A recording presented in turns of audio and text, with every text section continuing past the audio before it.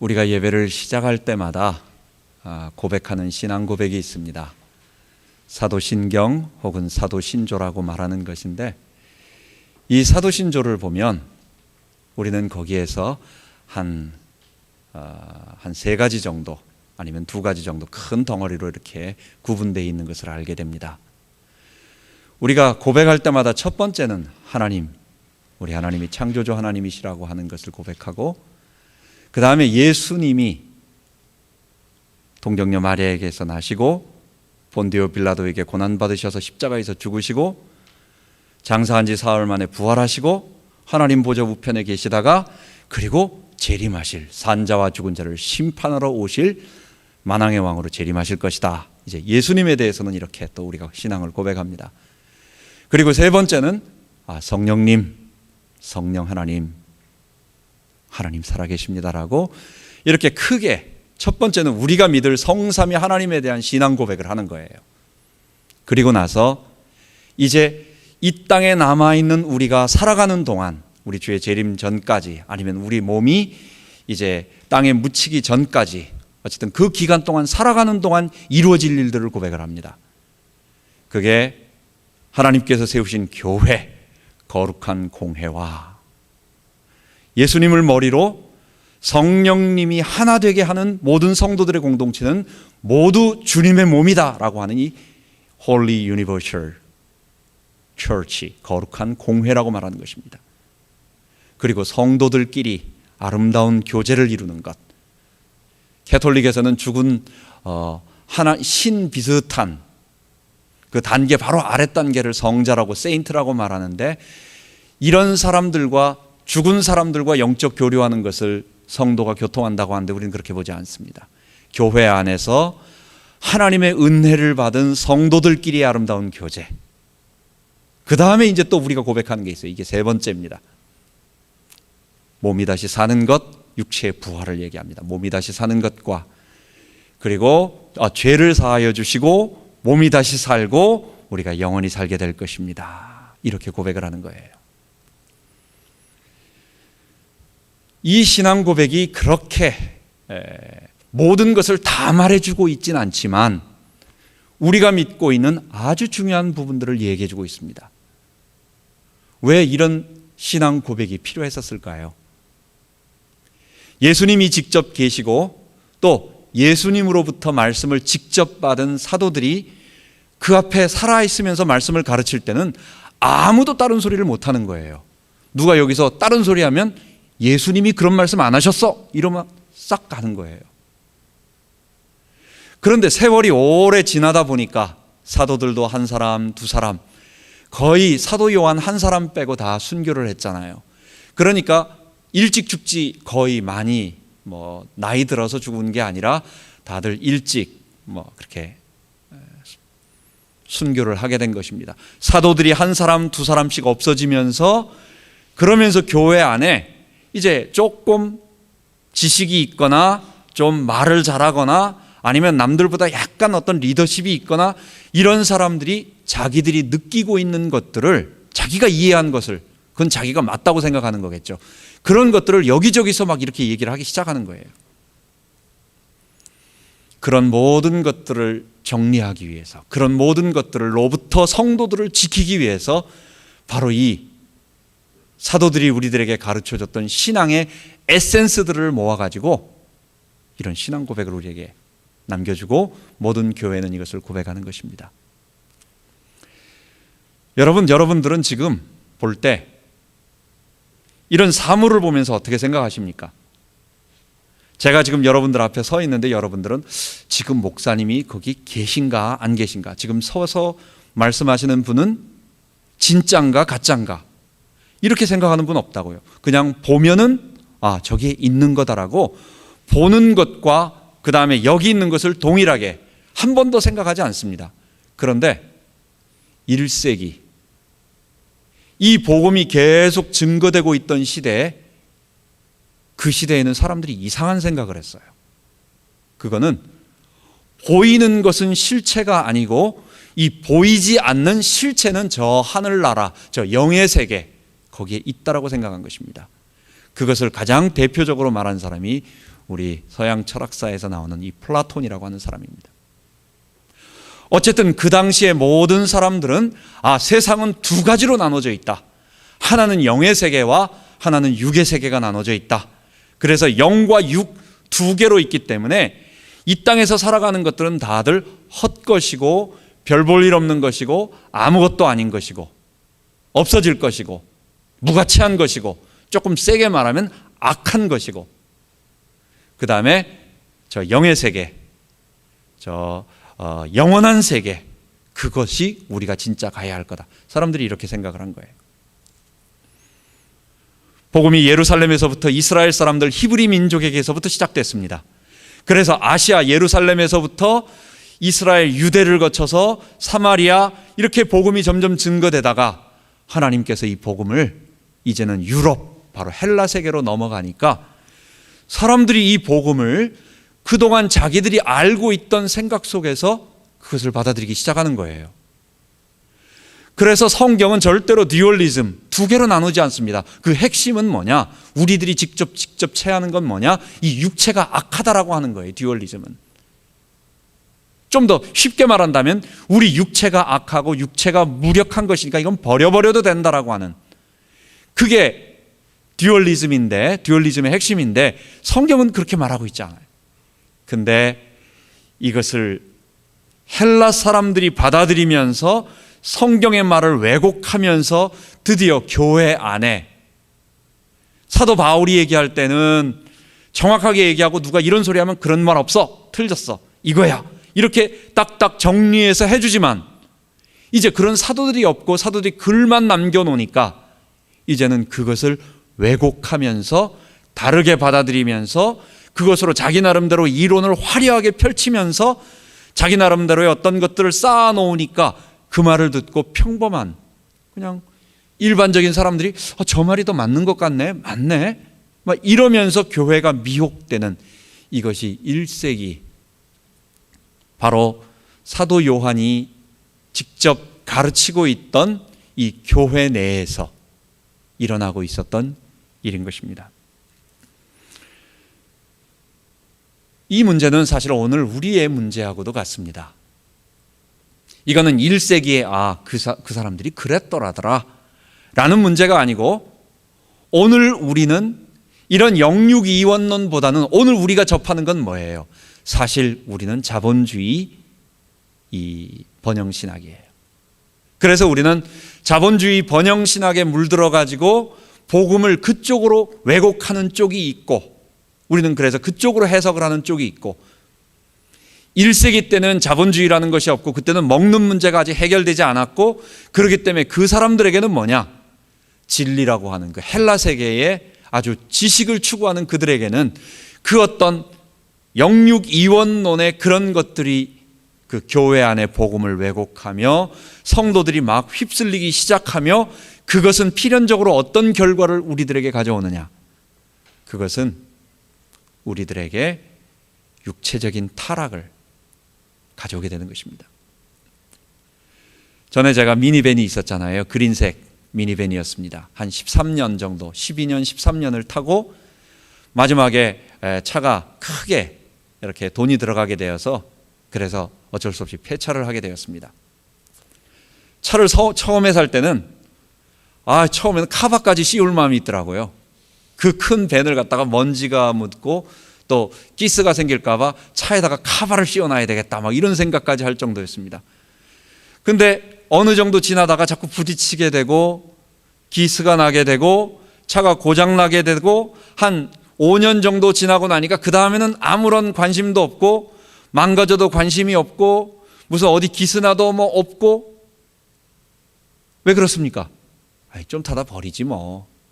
이거 뭐 더 이상 어떻게 그것이 없다라고 하는, 이것이 내가 끝까지 잘 관리하고 돌보고 해서 30년 우리 아이들 장가갈 때까지, 손자 날 때까지 가보로 물려줘야겠다, 이런 생각을 안 하니까, 이건 버릴 거니까, 내가 얼마 타다가 버릴 거니까 라고 생각하니까 찌그러지는 거 아니면 어디에 뭐 기스가 나는 거 그냥 굴러만 가면 되고, 어디 문 부서져도 고치지 않고 놔두고.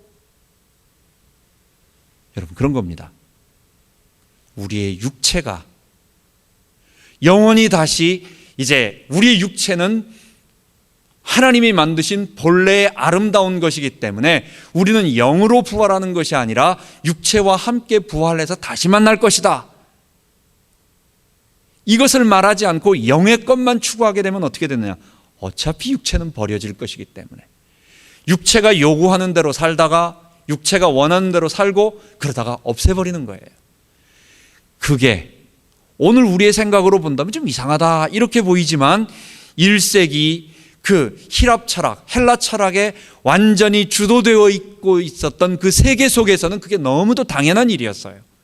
육체를 무가치하게, 육체를 악한 것으로 보는 그 시기에 요즘 엊그제도 신문에 법정 스님에 대한 글이 있어서 한번 읽어보았습니다. 그분이 남긴 유명한 말, 마지막에 몸에 암으로 인해서 고통 중에 싸우시면서 그분이 많은 사람들에게 참 깨끗한 영혼을 소유한 분으로 보여주면서 무소유를 실천하셨던 그런 분이셨습니다. 좋은 분이셨습니다. 그런데 그분이 한 말은 뭐냐? 어떤 분이 가서 스님 아프지 않으십니까? 육체가 많이 고통스럽지 않으십니까? 했더니 이분이 하는 말이 육체는 껍데기야. 아무것도 아니야. 이거는 버리는 것이기 때문에 그냥 잠깐만 있으면 돼. 육체에 집착하지 말고 우리의 껍데기에 속지 말고 살라는 거. 여러분, 이게 바로 플라톤 이원론, 영육 이원론, 이게 인도에 있는 인도 사람들이 그 영육 이원론 헬라 철학의 그 기본을 두고 듀얼리즘을 받아들이고 이것이 불교로, 힌두교로 계속 나가면서 가게 되는 것입니다. 여러분, 그러므로 말미암아 초대교회, 1세기 초대교회 내에 그 사상을 가진 자들이 교회 안으로 들어오게 되고 회개하고 성경이 가르치는 말로 완전히 변화돼야 되는데 사도들이 점점 없어지고 그 다음에 그 사상을 버리지 못하고 또 오해하면서 받아들이다 보니까 자기 나름대로 이해하다 보니까 교회 안에 새로운 사상들, 우리가 예수 믿는 것은 영혼의 부활이다. 우리가 부활하는 것은 부활하는 것인데 육체는 부활하지 않고 영혼은 부활하는 것이다. 또 가만 보다 보니까 이건 좀 더 후대에 나오는 것인데 예수님이 육체가 되셔서 이 땅에 오셨다는 게 믿어지지가 않는다. 어떻게 영원하신 그 거룩한 신이 악한 인간의 육체 속으로 들어와서 있을 수 있느냐? 그렇기 때문에 그거는 가짜고 진짜가 아니라 사람들 눈에 환상으로 보인 거다. 예수의 십자가에 달려 죽은 것은 신이 죽은 게 아니라 그하고 비슷하게 생긴 구레네 시몬이 대신 십자가에 달려 죽은 거다. 마지막에 가서는 막 그렇게, 그리고 예수님의 부활은 예수님하고 비슷하게 생긴 예수님의 동생 야고보를 보고 사람들이 착각한 거다. 이런 식으로 자꾸 말을 만드는 초대교회 내에 그런 일들이 일어나는 거예요. 그리고 이것이 논리가 적당하다면, 별 볼 일 없는 사람들이 말을 한다면 그냥 사람들이 미혹을 당하지 않을 텐데 아주 학식이 깊고 공부를 많이 한 사람들이 화려한 말로 그렇게 하니까 많은 교인들이 그걸로 흘러가는 거예요. 그래서 신앙을 고백할 때 의도적으로 예수님이 성육신으로 이 땅에 오셨고 그분이 실제로 십자가에서 죽으셨고 역사적인 본디오 빌라도라는 사람의 그것에 의해서 죽으셨고 부활하셨으며 장사 지낸 지 4월 만에 부활하셨고 실제로 사셨고 또 우리 몸의 육체가 부활하고 영혼의 부활이 아니라 육체가 부활하고 여러분 이런 것들을 고백하게 되는 것입니다. 오늘 본문을 보면 또 이전에 바울과 예수님이 하신 말씀이 말세가 되면 사람들이 자기를 사랑하고 또 진리로부터 그 귀를 돌이켜서 허탄한 이야기를 쫓고 사람들이 하나님의 말씀을 좇지 않고 거짓 선지자들이 일어난다라고 그렇게 계속 예수님은 마태복음 22장, 24장 그리고 바울은 디모데 후서 3장에 얘기하고 있습니다. 세월이 점점 흐르니까 사람들이요 주님께서 우리들에게 말씀해 주신 사도들이 우리들에게 가르쳐 줬던 말들을 하지 않고 교회 안에 두 가지 현상, 이론적으로는 영육이원론이라고 하는 그런 영지주의의 바탕을 둔 그런 듀얼리즘이 들어오게 되고, 그래서 어떤 일이 벌어지느냐. 첫 번째는 죄에 대해서 사람들이 민감하지가 않고 죄를 어두움 가운데 거하면서 그런 일들을 교회 안에서 저지르는 사람들이 첫 번째 생겨나게 되고, 두 번째는 이 사람들은 이웃을 사랑하지 않습니다. 오직 자기만 사랑하는 것입니다. 그래서 말세에 사람들이 죄를 여전히 거하면서 죄를 지으면서, 복음이라고 하는 것이 뭡니까? 그 인간에게 있는 이 죄의 이 모든 근원이 죄에서 왔고, 죄 때문에 우리가 사망을 당하고, 이 죄가 지금도 우리를 다스리는 원리로 실체하고 있다라고 하는 그것을 진리로 우리가 받아들이고, 그리고 그것을 해결하기 위한 예수님의 십자가와 하나님의 의를 얘기하는 것입니다. 그런데 이것 없이 교회가 여전히 하나님을 섬기고 여전히 또 주님을 섬긴다고 하면서도 교회는 죄 가운데 거하면서 있는 일이 첫 번째 벌어지고, 두 번째는 이웃 사랑하지 않고, 예수님께서 율법과 선지자들의 핵심이 뭐냐? 내 이웃을 내 몸처럼 사랑하라, 하나님을 사랑하라, 이 두 마디로 말씀하여 주셨는데, 사랑하지 않고 자기만 사랑하는 것, 이런 일들이 구체적으로 1세기 일들, 사도 요한이 가르치던 교회에 그런 일이 벌어진 것입니다. 사도 요한은 그래서 두 가지로 얘기를 합니다. 오늘 첫 번째 얘기할 것, 그게 바로 하나님은 빛이시다. 하나님은 빛이시고, 그리고 그분에게는 어두움이 조금도 없으시기 때문에 너희들은 빛의 자녀로 빛 가운데로 거해라 라고 하는 첫 번째 얘기, 죄 문제를 이야기하고, 두 번째는 3장 이후에 우리가 보게 될, 다음 시간에 보게 될, 하나님은 사랑이시라. 그렇기 때문에 너희들은 그 사랑의 하나님의 백성으로서 서로 사랑하며 사랑하라 라고 하는 이 두 가지 말씀으로 그 초대교회의 어려웠던 상황을 잘 말씀을 통해서 가르치는 것입니다. 오늘은 첫 번째, 그래서 우리는 오늘 제목을 빛이신 하나님 그리고 그의 거룩한 백성들이라는 제목으로 말씀을 나누겠습니다. 5절에 보면 예수 그리스도와 그리고 사도들이 우리들에게 전해준 진리의 말씀이 있습니다. 그게 바로 하나님이 빛이시라는 것입니다. 하나님은 빛이시니라, 저에게는 어두움이 조금도 없으시니라. 여러분, 이 말은 무슨 말씀을 드릴까요? 어두움이라는 말은 무슨 뜻일까요? 어두움은 우리들의 죄, 더러움, 부정함, 불결함, 악함, 이런 모든 것들을 상징하는 말입니다. 그렇다면 그것과 반대되는 우리 하나님의 빛을 얘기하고 있습니다. 하나님은 빛이시라. 빛은 뭘 의미할까요? 거룩함, 의로움, 성결함, 참됨, 이런 밝음은 바로 그것을 얘기하는 것입니다. 지금 사람들이 어두움 가운데, 그 안에는 어떤 일들이 벌어졌느냐? 6절에 보면, 이건 지금 사실 우리들에게 얘기하는 건 아니에요. 하나님과 사귐이 있다고 하면서, 또는 나는 죄가 없다 하면서 이렇게 말하는 사람들은 1세기 교회 안에 영지주의 이단에 물들어서 영은 선하고 육은 악하다라고 믿으면서 육체의 방탕으로 살아가는 사람들을 지금 1차적으로 그 사람들에게 하고 있는 말이에요. 사도 요한은 뭐라고 말하느냐? 교회 안에 이런 사람들이 있었습니다. 6절에 보면 하나님과 사귐이 있다 하나 어두움 가운데 행하는 자들이 있다라고 말합니다.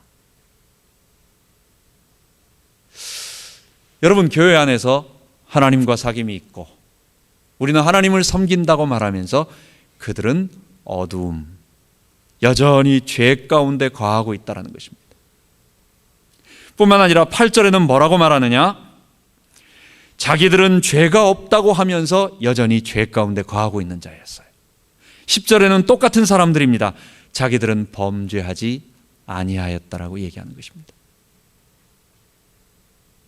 지금 교회 안에서 이런 일이 벌어지고 있는 거예요.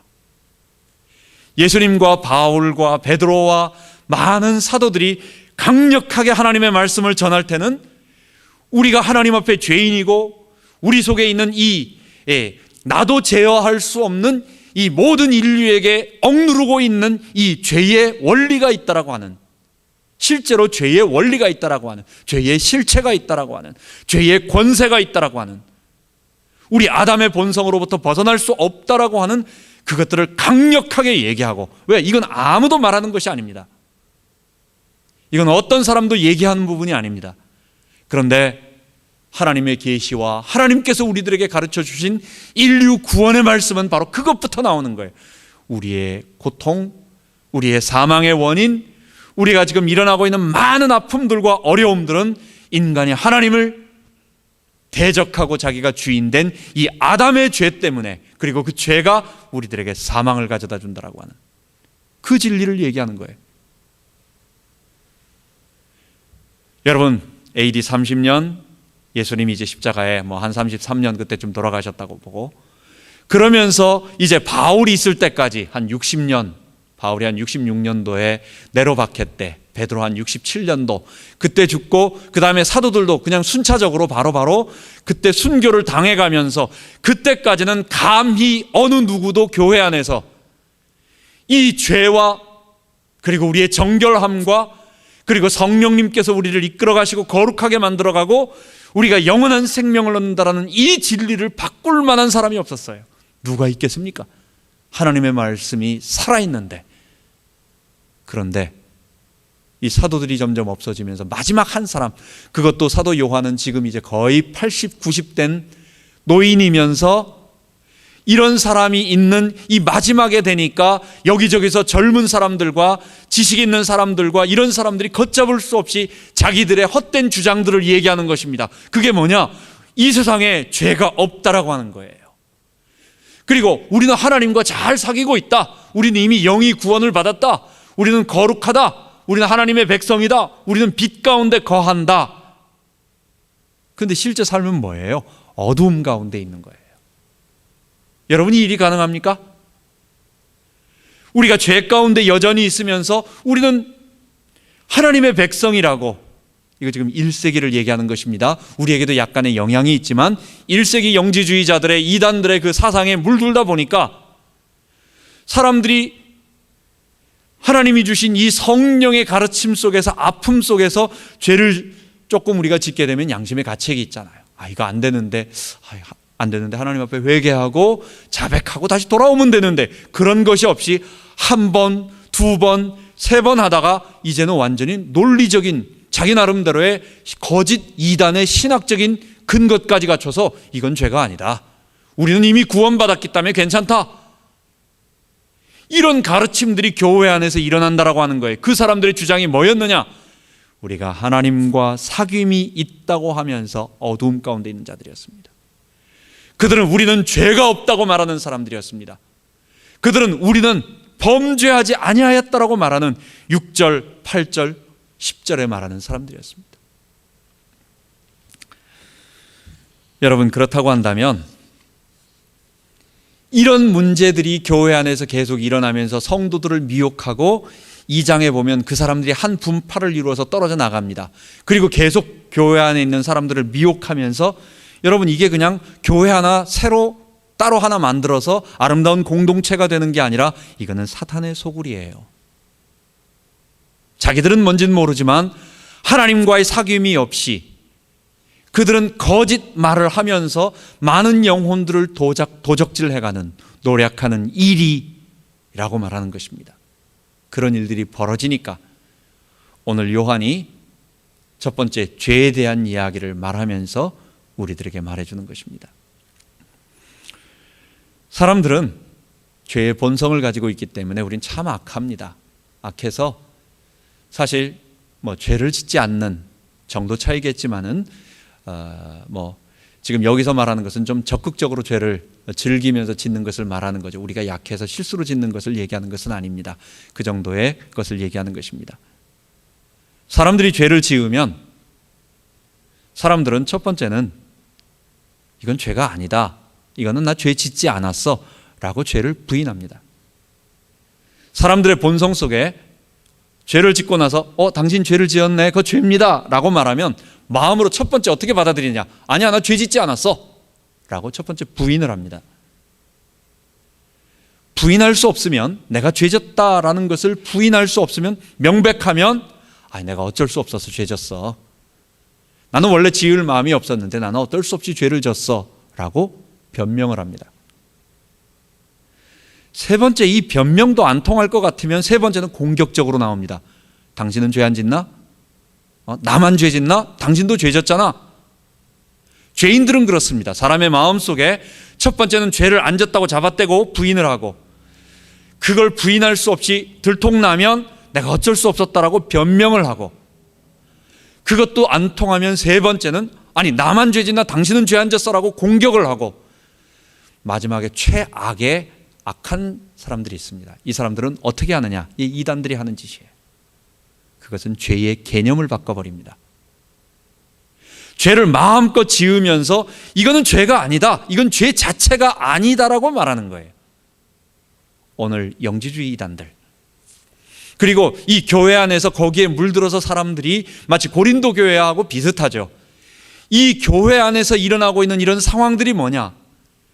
교회 안에서 죄를 지으면서 이거는 죄가 아니다, 그러니까 우리는 하나님의 백성이지만 이건 죄 짓는 게 아니기 때문에 괜찮다라고 얘기를 하고 있는 거예요. 여러분, 그게 가능한 일입니까? 그래서는 안 되는 것입니다. 오늘 사도 요한은 우리들에게 말하면서 그것을 얘기하는 것입니다. 죄를 짓지 아니하였다는 말은 사는 사람은 거짓말하는 자고, 특별히 오늘 5절 하나님은 빛이시라 그에게는 어두움이 조금도 없으시니라 말씀하면서 너희가 하나님과 사귐이 있다고 하면서 어두움 가운데 거하는 자는, 그건 말이 안 된다라는 거예요. 논리적으로 가능합니까? 아니죠. 그건 틀린 거예요. 그것은 거짓말을 하는 거예요. 첫 번째, 당신들이 지금 어두움 속에 있는 것은 거짓말하는 거다. 그건 하나님과 사귐이 아니다. 당신들이 지금 아무리 거짓말로 하나님과 사귐이 있다고 하지만 그건 아니다라고 얘기를 하고, 두 번째, 자기들이 죄가 없다라고 하는 것은, 너희들은 죄 짓지 않았다라는 것은 범죄하는 거다. 그것을 3절에 9절에 계속 이야기하고 있는 것입니다. 그래서 우리는 오늘 요한 1서의 말씀들, 이 죄에 관한 우리 개인에게는 정결함, 다음 시간에는 성도들끼리에는 형제사랑, 이 두 가지를 가지고 요한 1서의 말씀을 보도록 하겠습니다. 오늘은 요한 1서의 모습에서 우리의 모습을 한번 발견해 보도록 하겠습니다. 첫 번째로 1세기에 일어났던 이 사실이 우리들에게도 사실은 좀 일어나고 있어요. 여러분, 예수를 믿는 것은 내가 이 다음에 죽어서 천국 가야지 라고 하는 천국을 불신자들이 우리를 조소할 때 그러잖아요. 보험 드는 것하고 복음 믿는 것하고 똑같다. 그건 다가오지 않은 불안에 대한 어떤 염려로 그것을 보상하기 위한 하나의 장치다라고 사람들이 그렇게 비꼽니다.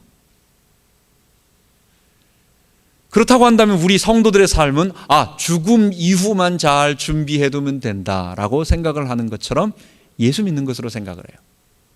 또 어떤 사람들은 아까 서론에 말씀드린 것처럼 우리는 이런 영육이원론은 배우지 않아요. 우리는 보는 것, 과학적으로 실증되는 것들만 진리로 받아들이는 교육, 그런 분위기 속에서 살아온 사람들이기 때문에 실체와 허상을 구분을 잘 하지 않습니다. 보는 것, 이렇습니다. 근데 우리는 뭐가 제일 우리에게 밀접하게 온다고요? 우리는 어느 문화 속에 살았다고요? 그게 자본주의라고요. 물질 만능의 자본주의에서 살았다고요. 그러다 보니까 우리는 예수 믿는 것을 이 성경이 말하고 있었던 육체의 죄를 정결케 해서 거룩한 하나님의 백성으로 살아가는 것보다는 그러면 너무 어려워. 이해하기가 너무 어려워. 그러니까 처음에 쉽게 설명하기 위해서 예수 믿으면 잘 된다. 잘 되는 건 어떤 부분이 있습니다. 하나님이 우리에게 응답 주시고 우리를 거룩해 하시면서 또한 하나님의 백성에 축복을 주십니다. 근데 그 부분을 똑같이 5을 강조하고 5을 이렇게 설명을 해줬으면 좋겠는데 이거를 9을 말하고 이걸 하나로 말하는 거예요. 이러다 보니까 우리는 훨씬 더 그게 쉽게 들어서 예수 믿으면 잘 되는 거, 예수 믿으면 복 받는 거, 예수 믿으면 치유받는 거, 예수 믿으면 성공하는 거라는 식의 그쪽이 훨씬 더 많이 강조되어서 성경이 말하고 있는 하나님이 말씀하신 이 죄와 형제 사랑에 대한 아름다운 것들은 없어져 버리고 교회 나와서 열심히 믿는데 교회 나와서 열심히 봉사하고 헌신하는데 1세기 초대교회처럼 그 영지주의 이단에 물든 사람들처럼 삶은 전혀 그렇게 살아가지 않는 그런 이상한 일들이 벌어지게 되는 것입니다. 예수를 믿는다라고 하는 것은 그냥 예수만 믿는 것이 아니라 로마서 9장 10장 9절 10절에 말하고 있는 것처럼 내가 내 입으로 예수를 주로 시인하고, 만일 내 입으로 예수를 주로 시인하고 또 하나님께서 그를 죽은 자 가운데서 살리신 것을 믿으면, 여러분, 우리가 예수를 믿는다는 것은 예수의 십자가와 부활을 믿는 것입니다. 예수의 십자가와 부활을 믿는다라고 하는 것은 그분의 십자가에서 내가 죽고 그분의 부활과 함께 나도 거룩한 하나님의 백성으로 살아나는 것을 얘기해요. 그게 예수를 믿는 거예요. 그러면 그렇게 믿는 사람은 어떤 삶을 살아가게 되느냐? 입으로 예수를 시인하면서 뭐로? 우리 주님이라고 시인하면서 그렇게 살아가는 것입니다. 우리 아이가 맨날 얘기합니다. 방에 청소할 때 아무개야 방 청소 좀 해라 라고 하면 꼭 우리 모 아이는 이렇게 대답을 합니다. 네 엄마. 야, 저 백큐um 좀 해. 너 지금 저 손님 오니까 방 청소해. 하면은 바로 2초도 안 돼가지고 1초도 안 돼서 네 엄마 하고 바로 나옵니다. 근데 안 해요.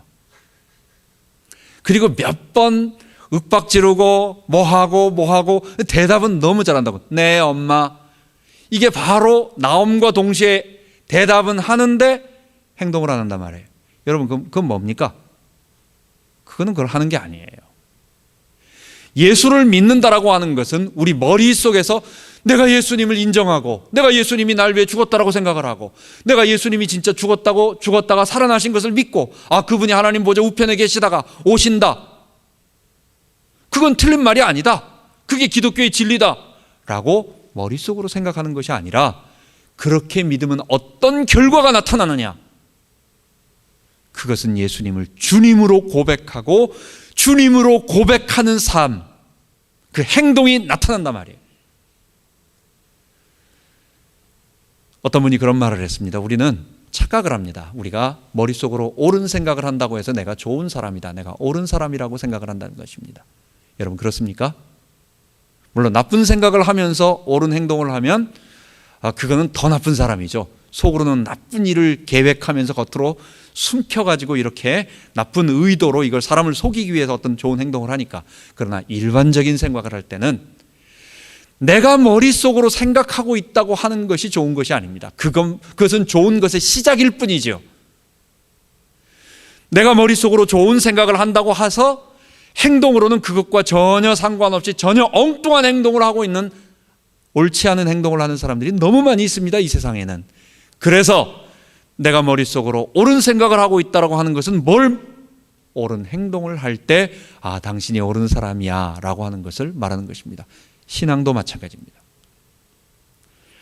예수를 믿는다라고 하는 것은 예수를 주님으로 고백하고 말로만 고백하는 게 아니에요. 입으로만 얘기하는 게 아니에요. 나는 그분의 종이 되고 나는 내가 주인 돼서 살아가는 것이 아니라 예수의 의의, 거룩의, 성령의 거룩함의 통치함을 받는 종으로, 그분의 백성으로, 그분의 지배함을 받는 사람으로, 그분의 말을 따르는 사람으로, 우리의 대장, 우리의 주인 예수의 가르침을 따르는 사람으로 살아가겠습니다 라고 하고 사는 사람들이 예수를 믿는 사람들이에요. 바울이 복음을 전했습니다. 오직 믿음으로 우리를 구원받는다. 이게 맞는 말이에요.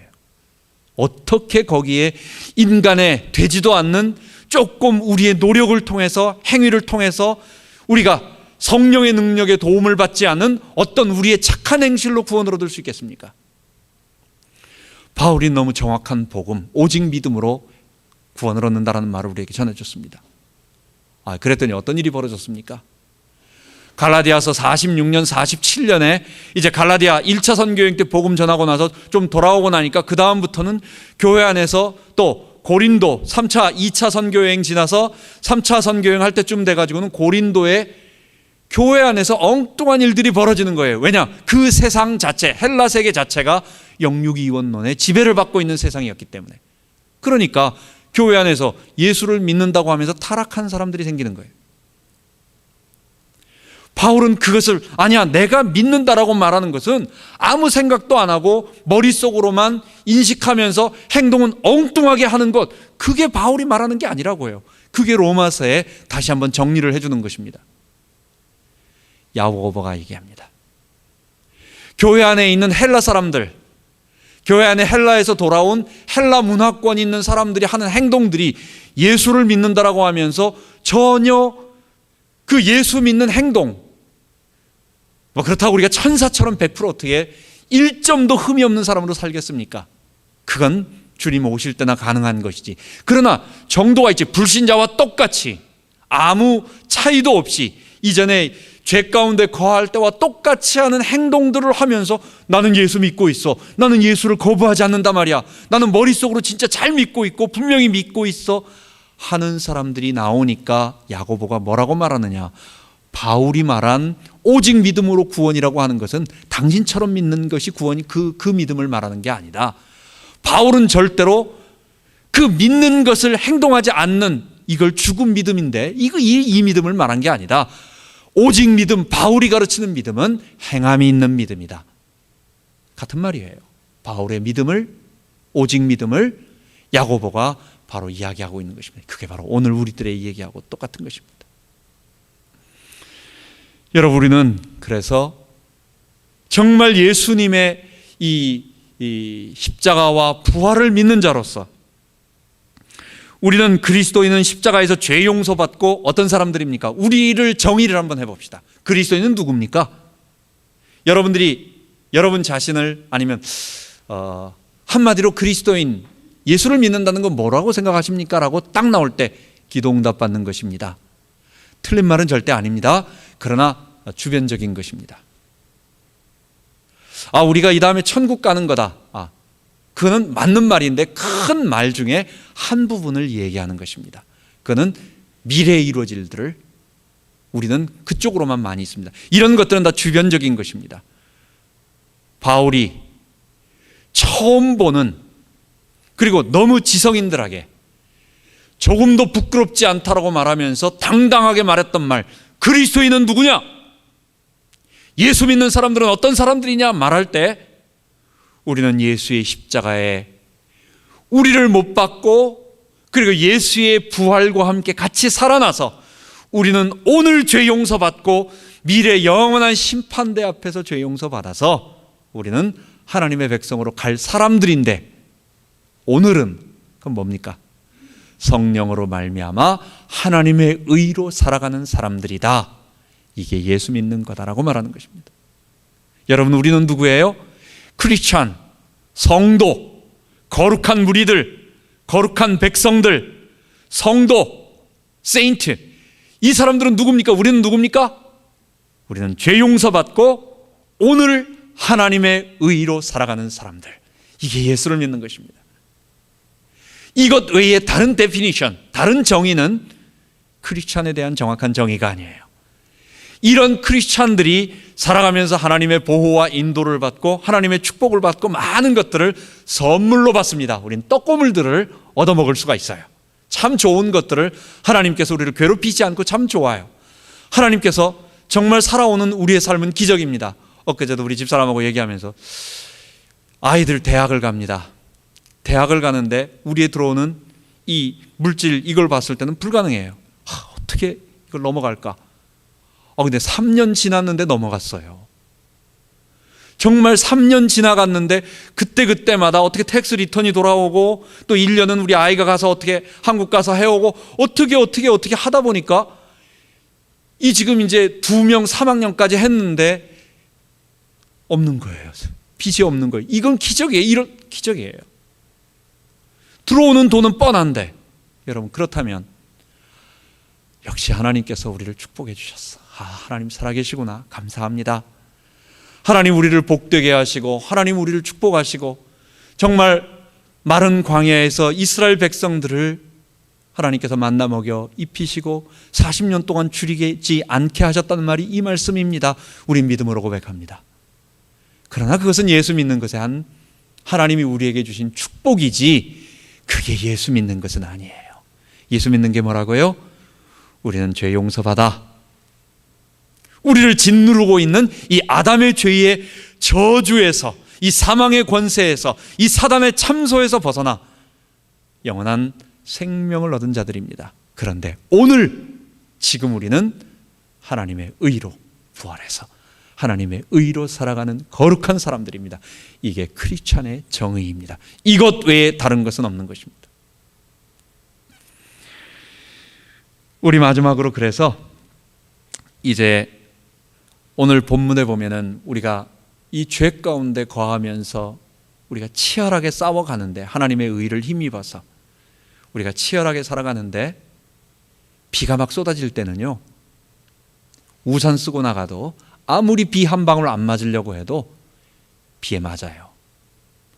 안 맞으려고 노력을 하고 또 우리를 보호하려고 해도 빗방울이 어디엔가 맞고 그렇게 됩니다. 이 땅을 살아가는 동안 그렇습니다.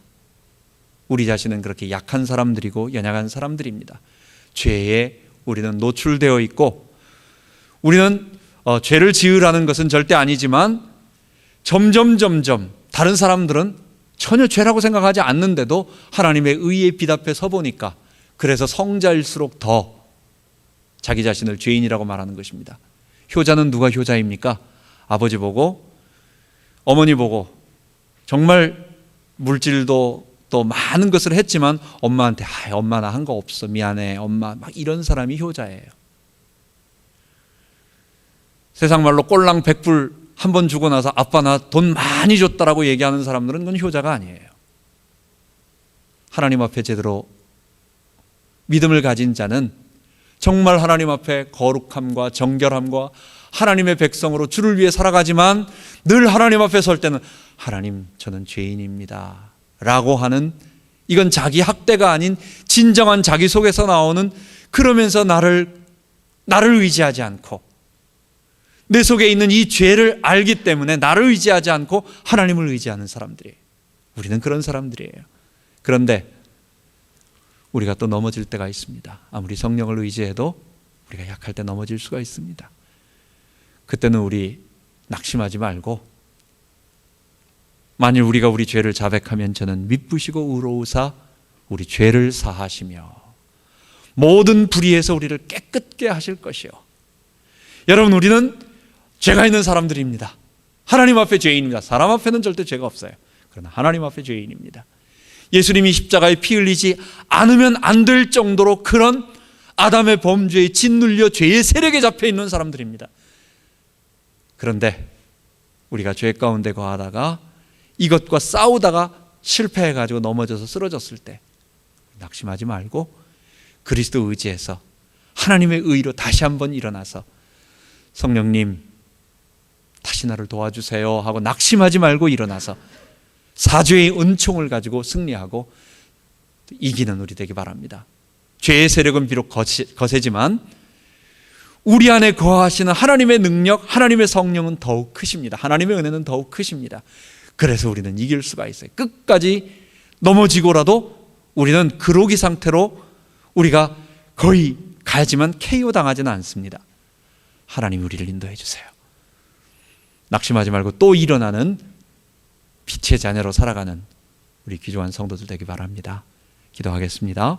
하나님 아버지, 우리에게 1세기 초대교회 요한이 가르치던 그 교회 내에서 이루어졌던 그 일들을 보면서 하나님, 우리는 양상은 좀 다르지만 우리도 비슷하게 하나님이 우리에게 가르쳐 주신 이 진리의 말씀, 우리가 죄 용서받아 오늘 성령의 능력으로 죄를 이기고 나가는 하나님의 의로 살아가는 거룩한 백성이라고 하는 이 진리에서 자꾸 다른 쪽으로 우리는 자본주의 번영신학에 좀 더 많이 가까워져 가고, 또 더 심한 구원파 같은 사람들은 하나님 아예 타락으로 가는 그런 일까지 벌어지고 있습니다.